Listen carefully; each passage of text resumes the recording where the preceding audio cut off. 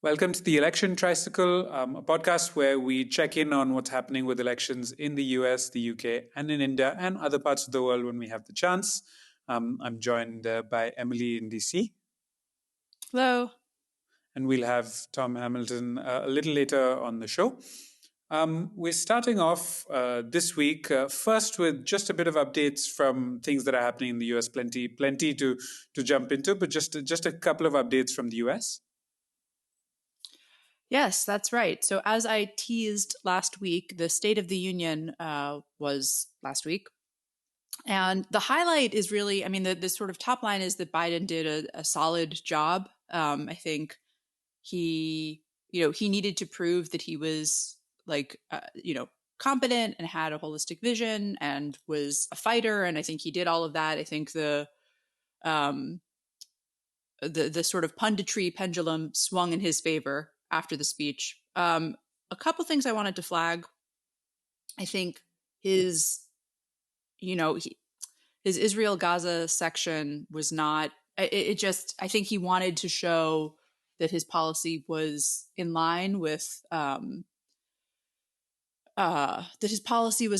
rest of his foreign policy vision of like human rights, democracy, liberalism, international order. And I think because there's still no ceasefire, because the U.S. is now building a port to get aid in, that his more liberally or progressive-minded base will still not be pleased or satisfied with that. The other thing, which is relevant to what I really wanted to talk about today with you, Rohan, is that there was basically Republicans were agitating for Biden to say the name Laken Riley because she had been killed by, I believe, an undocumented immigrant. I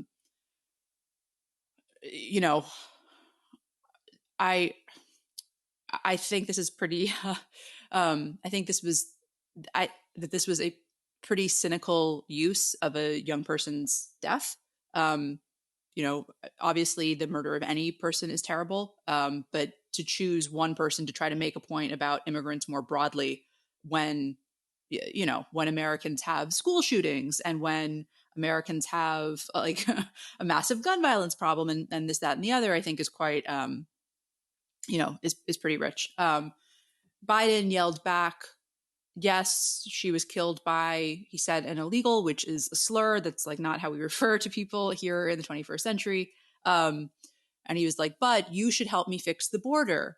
And basically there's been this bill held up in Congress that would further tighten controls of the border and focuses on enforcement, which is to say that I think that Democrats right now, the Democratic Party, is sort of going along with the Republican line on immigration, right? Which is that more enforcement is necessary, and I think, I guess the reason that this is concerning to me, aside from like, is that actually the answer to this problem, is that there are ramifications, like, besides the right that every person in the world has to seek asylum, right? Like, despite the fact that it's counter to that, there are ramifications for those who are currently in the country, who were themselves undocumented or not, whose families were or not, when one speaks about the body politic in this way, right? Like, Trump's entire political project is based on the idea that some people are more entitled to Americanness than others, that some people are more deserving of political representation than others. And I think what we're going to continue to see in the United States is how language on immigration, draconian language on immigration, how language on immigration, really divisive language on immigration, pushing for what I do consider to be draconian policy, how that then reflects back on domestic politics. And I wanted to talk about this with you, Rohan, because there's a story from India that I think, it's not one for one, but I think also reflects this. And our story begins in 2019. Can you sort of catch listeners up who may not be familiar with what I'm talking about? Yeah, on the face of it, we're almost talking about this from another point of view, which is the BJP-led government in 2019 brought in a law that seeks to do the opposite of some of these things, which is they are seeking to make it easier for people from some neighboring countries of India to enter, to not be treated as illegal migrants, and to get citizenship of India.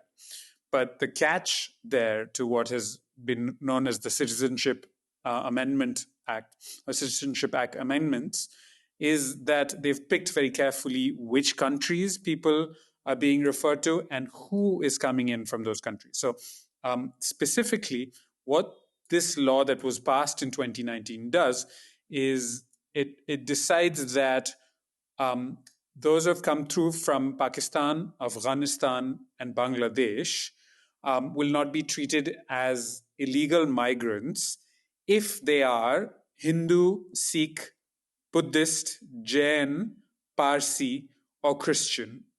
The obvious missing religion there is Islam, although you could also count Judaism, Baha'i, people of the Baha'i faith, non-believers, and so on.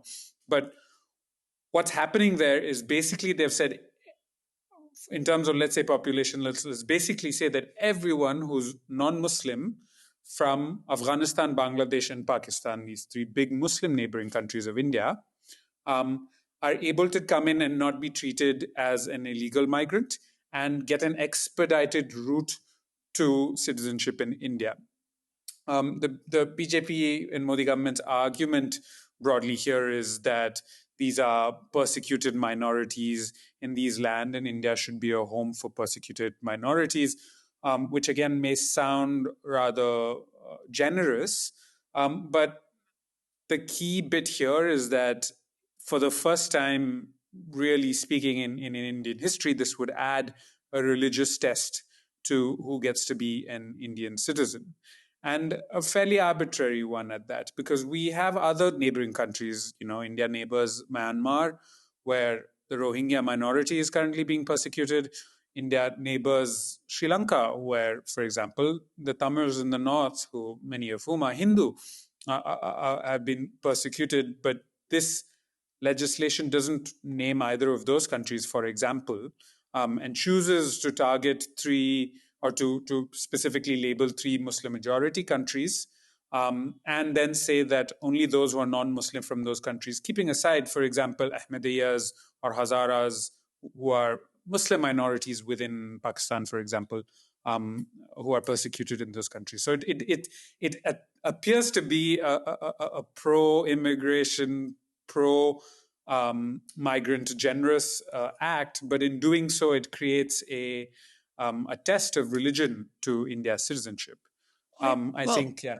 Mm-hmm. Yeah, it's my understanding that there's still another level to this, and please correct me if I'm wrong. So the India and the BJP has denied that this level is there. But so I happened to be in Delhi from 2019 to 2020 when protests around this act were really, quite prevalent and pronounced. And one of the things that people were saying was, you're doing this because when you enacted a register of citizens in Assam, many people were left off and did not have documentation that they would have needed to prove that they belonged.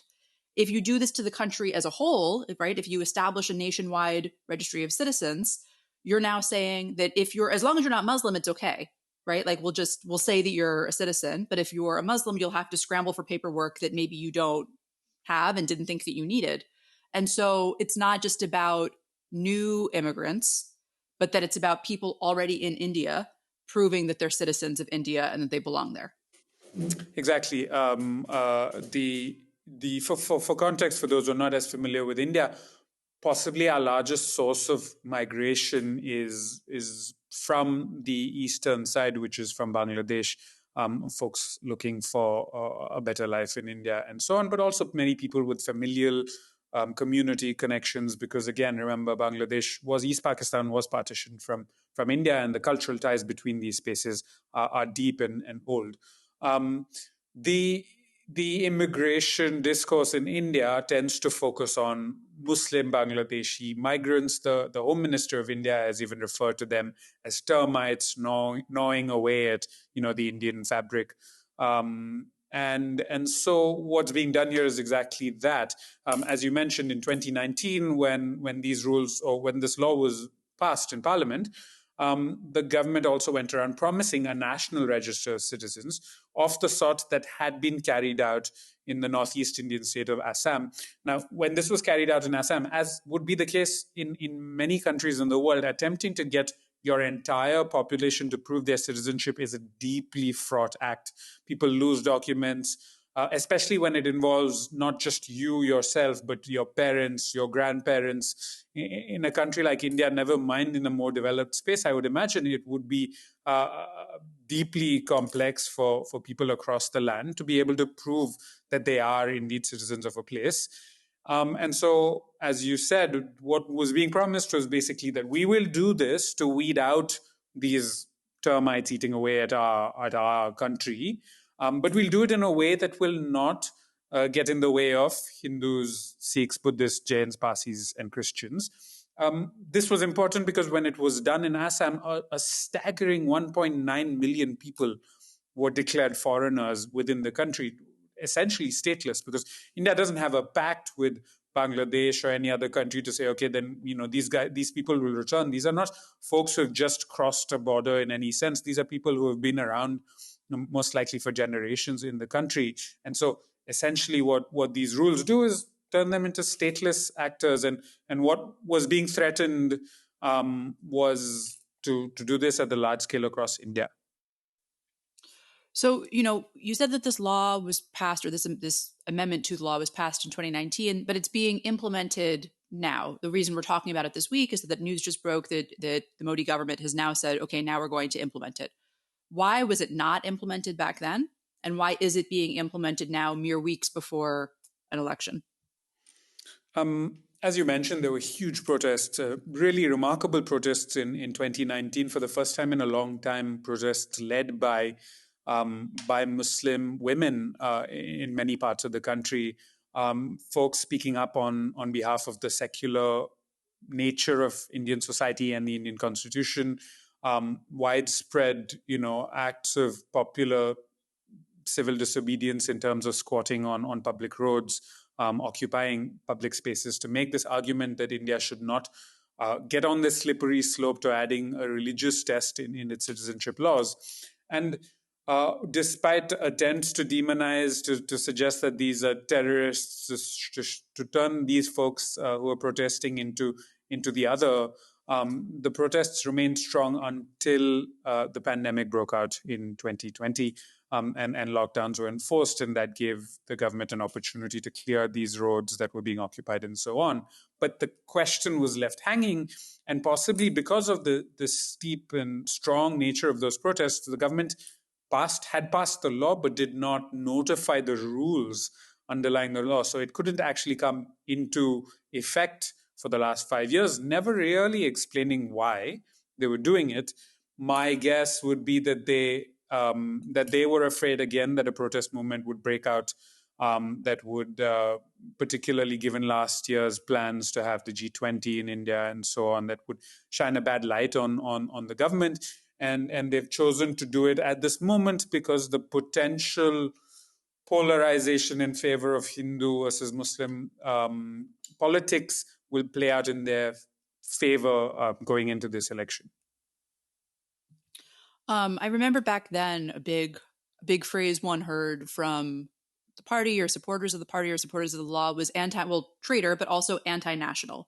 Right. So if you were protesting this law, especially if you were Muslim, though not only, right, if you were like part of the intelligentsia, if you were a student, if you were out protesting, you were an anti-national. And I spoke to someone back then who said, look, like the whole point of this is that unless you are a person the party sees itself as speaking for, and unless you yourself are an adherent to the party, you're not seen as a true national.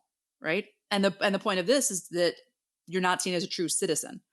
I'm wondering if you're seeing that sort of rhetoric now, or if it's a little more subtle, because that was, I mean, it was really like if memory serves, you had a BJP official saying shoot the traitors. Like it was really quite it was just like it was violent. People were burned in their homes in Delhi during this time. Like it was I'm wondering if it's now as sort of openly nationalistic, the rhetoric around this and the end of campaign, or if because it's like let's get through this campaign and sort of with a wink and a nudge. Yeah, the context of the Indian subcontinent's history is obviously wound up particularly with that defining act of partition, with a section of the Muslim leadership choosing to say that the Muslim population of South Asia is a separate nation, and that is what leads to the carving out of Pakistan from what was then British India. The millions of Indian Muslims that remain behind, either because they could not go, or in many cases choosing to live in what promised to be a secular democratic republic, have always been tagged with being potentially a fifth column, potentially being traitors, because some of their religious compatriots, chose to start this or go or be part of this other national project. And so the Indian Muslim minority has always been accused of being traitorous, of being anti-national. Under the Modi government, that has been expanded to anyone, as you mentioned, anyone who questions Modi and his party, because how could this current government not speak on behalf of anyone who's a true Indian? Is it any less so? It's maybe there was a bit tamping down of some of the rhetoric from the very top over the last year, again because of the big international scrutiny. Some of it has to do with the fact that the BJP finds itself on just a much stronger footing. They often tend to resort to that sort of rhetoric when they want to polarize the voters and to get the gains of that kind of rhetoric. But going into an electoral season, I mean, this has just been declared. The opposition and civil society that opposed this in 2019 has not yet had time to mobilize or figure out how to respond to this. I'd say it's a pretty good bet that we'll get lots of charged and violent rhetoric in the coming weeks as we move into the elections, even though the BJP seems to be on a very strong footing. I guess why this is sort of a silly question, but if they are on strong footing, well, I guess, okay, so there's a part of me that thinks, well, if you are on strong footing, then this is a time to actually expand your party and make it so that it's not, so so limited in who it can represent, right? But I guess on the other hand, the appeal of the party thus far has been that it's limited in terms of who it can represent. So if you go to expand that, you're sort of, you're kicking yourself out of your own game. But you make an interesting point, because there's a bunch of interesting things happening with the BJP's campaign. They've noticed this. One, of course, India is big in federal. So while they have that core base that expects things like this, the BJP is hoping to expand into parts of the country. So in this case, West Bengal, for example, which does have that large section of Bangladeshi origin Hindus and Muslims, and where it lost the most recent state elections, despite investing a lot in trying to win. Exactly. Could be one of those spaces that is polarized. Now, there you have millions and millions of Hindus who were originally Bangladeshi or were born in what was then East Pakistan or Bangladesh, moved over around the time of Bangladesh's creation and afterwards in 1971, and who might feel reassured about their presence and beholden to the BJP because their citizenship is now certain. But this is not clear. There are observers who think that this tactic could backfire against them in places like West Bengal and Assam, where the politics tends to then become nativist and not religious, where native Assamese don't want outsiders to come in, whether it's Hindus or Muslims or folks from other. So it's unclear. I think the answer is that there are always fights to be had on the margins. The BJP wants to expand into certain spaces, But they've also used the last couple of years to reach out to minorities within minorities. Modi made a big deal last year of reaching out to lower caste or lower in the hierarchy Muslims, Pasmanda Muslims specifically. There's always been a close connection between the BJP and Shias or other Muslim minorities within India. And Modi has made a big show of reaching out to Muslim women by promising to get rid of things like triple talaq, which is let's say an automatic divorce system that exists within Muslim personal law. So I think the answer is twofold. One, the BJP does want to reiterate its own support. It's going into a decade of incumbency, and it wants to make sure its own base is fired up. And also, maybe there are tacticians within the BJP that see gains from doing something like this in the margins of some of these states where we have this. I'm curious how this plays out. Not this particular issue, but one of the big things of Trump was the Muslim ban, and how the Supreme Court reacted to that at the time. I'm assuming civil society today who in that vein is mostly caught up with questions about Gaza and Israel. But are those questions of religious targeted minorities, is that something that is still showing up in the American discourse? I think absolutely. I think look, our Speaker of the House has been described, not unfairly in my opinion, as a Christian nationalist, right, who thinks that the United States should be a Christian country. I think many Republicans, including Trump, have continued to make extremely Islamophobic rhetoric a key part of how they campaign. There's also this dynamic in the U.S. where, in addition to that, the places that Trump contested the 2020 election results and where he said, no, there must be fraud, were all cities with large Black American populations, right? Which is to say, like, even if you are clearly a citizen, right? Your family has been here for years and years and years. If you're not the right type of American, if you're not a white American, if you're not a Christian American, if you're not, but let's say in this case it was really white American, then how could you possibly be fairly casting a vote, right? It's a very, and this is what I mean by like the language of immigration and otherness versus that of nativism. It's not just about immigration policy. It is, and that's important and that's real, but it also bleeds into everything else, right? Like fundamentally, we are talking about who gets to participate in the demos, who gets to be a citizen, who is entitled to making their voice heard in our society. Like that is fundamentally what this is about. That Trump's entire political project is not just, people talk about how he came down the escalator, the golden escalator, before announcing his first presidential run, and talked about building the wall and said horrible things about Mexican people. And that's true. But like that in and of itself, I think to only look at that, I think misses the larger picture, which is that it's not just about the people who are here versus the people who would come. It's about who is already here counts. And I think we're seeing that as well. Yeah, one of the most interesting things I was attempting to follow from afar was the reactions to, we don't have to talk about him too much, but Vivek Ramaswamy in attempting to play this part of the Republican field.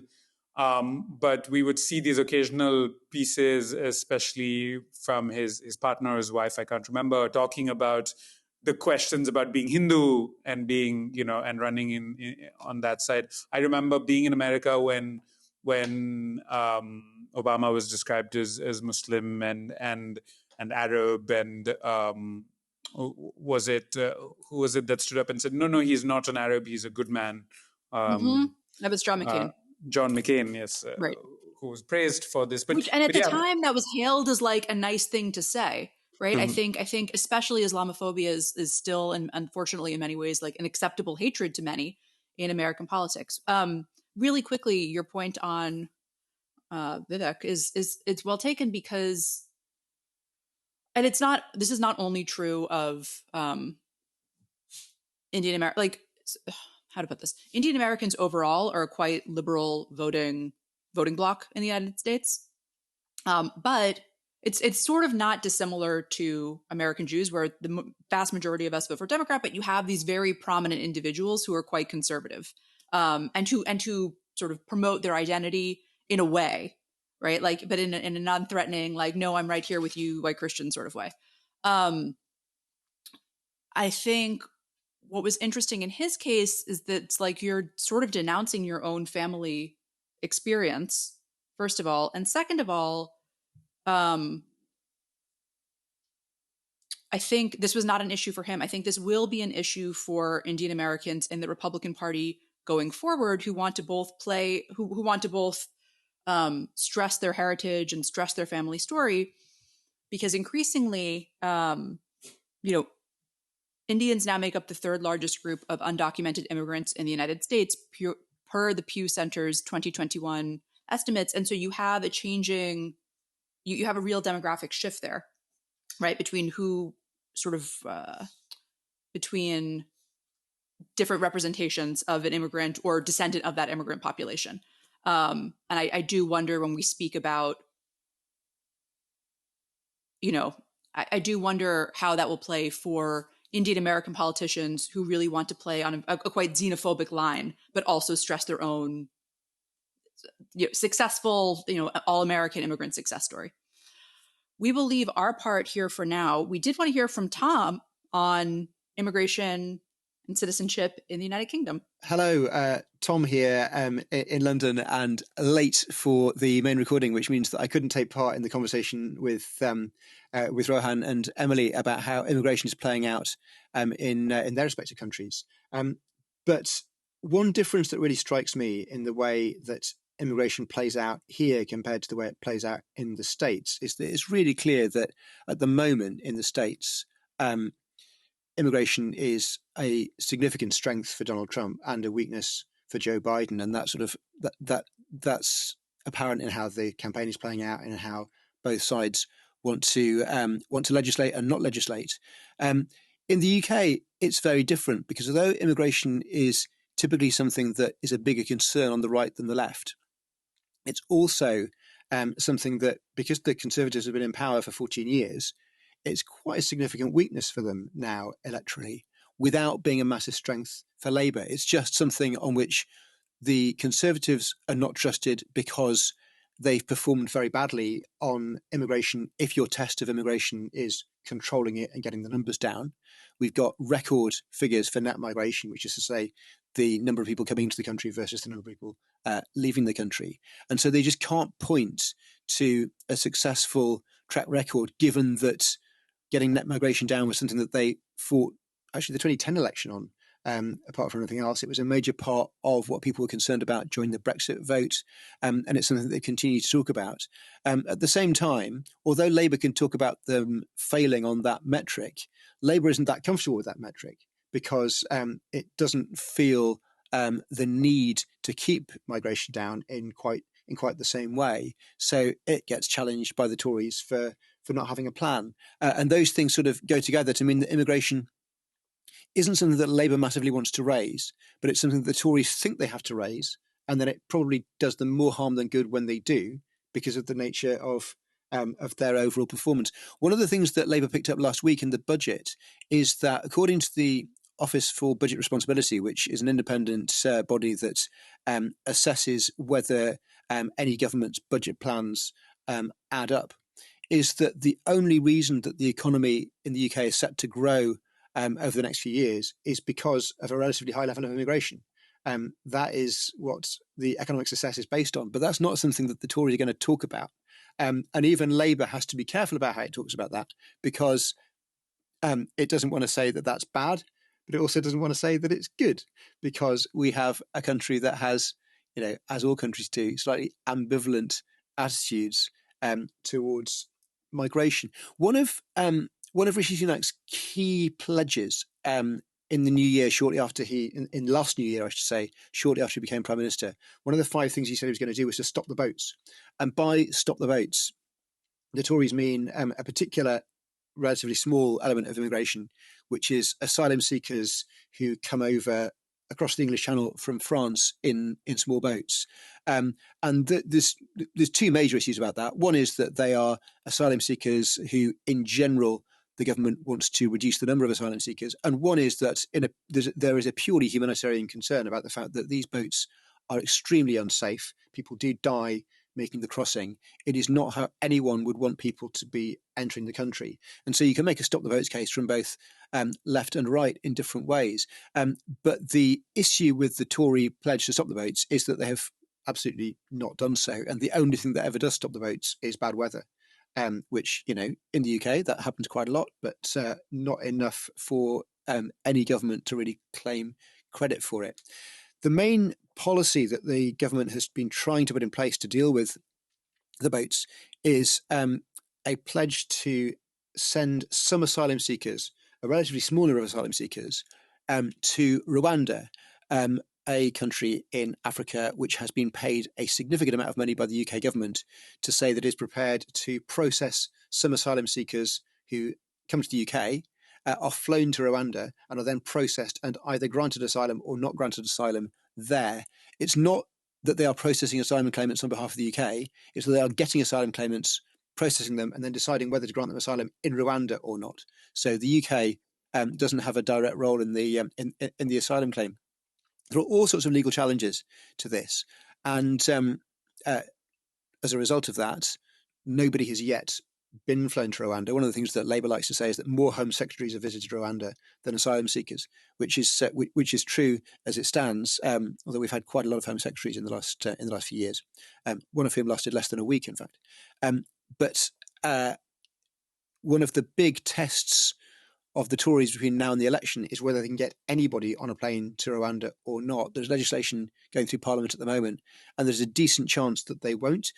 You might remember I mentioned on this podcast a few weeks ago that Rishi Sunak slightly distastefully made a bet with Piers Morgan on TV of £1,000 of whether anyone would end up flying to Rwanda before the election, and it remains to be seen which way that bet will go. Labour have said that they will not go ahead with that plan. The Tories have tried to use that as evidence that they are weak on asylum. I'm not convinced that that lands particularly well because, the difference between the Tories and Labour on Rwanda is that, neither of them are going to send anyone to Rwanda, but the Tories want to and Labour don't, which isn't a massively effective dividing line. But Labour has its own issues on immigration as well, because basically it is not in favour of most.